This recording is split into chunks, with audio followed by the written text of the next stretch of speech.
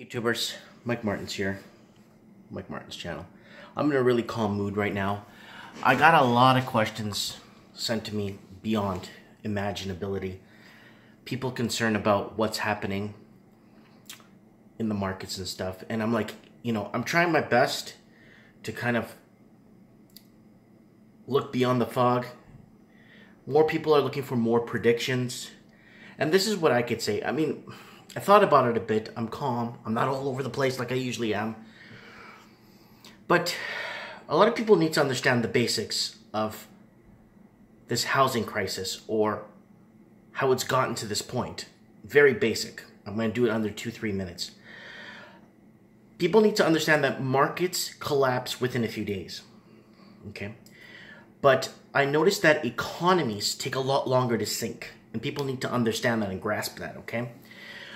When there is not a reservoir of consumer spending power, it usually helps prop up the economy a lot. I don't remember if you guys remember after 9/11, George Bush went up on a pile of rubble and says, go out and spend, go out and buy.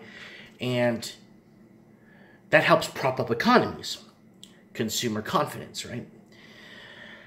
You're noticing now that big box stores are closing, and the problem with that is, the big box stores are closing. The main problem with that is it tends to spread into other industries, and that's a big problem. So people start to lose their jobs, and then it will begin as a housing. This is what will happen. It will begin as a housing. Sorry, my arm's tired. It will begin as a housing crisis.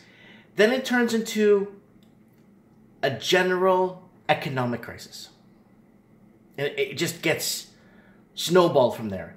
The problem is a lot of people jumped on the housing bandwagon because the future looked bright. And then a lot of the markets were going up. And I'm not going to lie. The market's been going up for years. And they had equity. But a lot of people borrowed more and more and against that equity. But unfortunately, that ride or that business ends up coming to an end. People are forgetting, a lot of people are forgetting, okay? And I was researching this a bit the other day.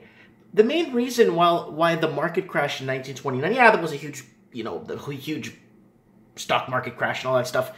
But the underlying thing that made it and helped push towards it was the real estate crash. There was a real estate crash in 1929. You can look it up. A lot of people don't know that in the United States in 1929.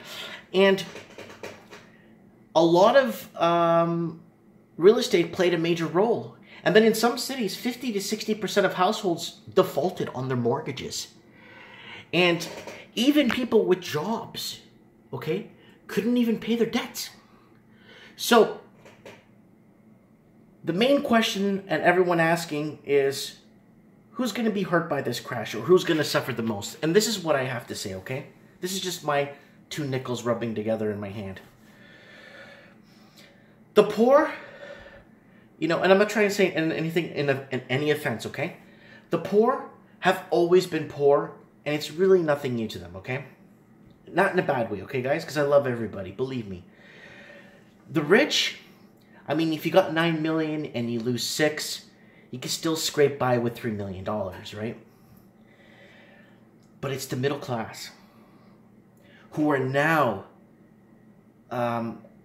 adapted to this new lifestyle, and people become obsessed with material things, and they're tapping in their home equity for it. And the reason why is because these all record low rates is not ringing any alarms in the higher up governments. And that's why I read that article to you guys a few weeks ago that, hey, guess what? Government is really not looking into this because it doesn't look that bad, because people are paying their debts, but they're dipping into their equity to keep themselves afloat. Could 2018 and 2019, could it be the year that the middle class gets wiped? I want to know. It's not like it's never happened before, but I really want to know what you guys think. Yeah, I'm just thinking of thoughts of what I would like, what I want to say, and I'm calm.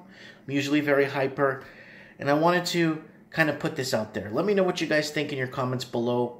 Is it possible that the middle class could be entirely wiped out? You know?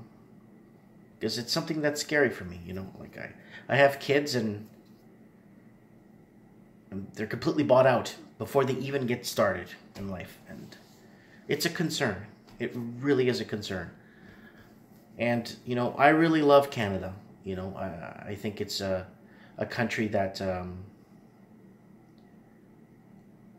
has done its best to accommodate and help people. And in Canada, everything's there if you just work for it, right? Or you make the right choices in life. I don't know, guys. Comment below. I'm just getting bombarded with questions tonight. A lot of concerned people out there that own. A lot of concerned people that have been on the sidelines. A lot of concerned people afraid to lose their jobs if they do buy for a good rate or a good price. If the market does go down.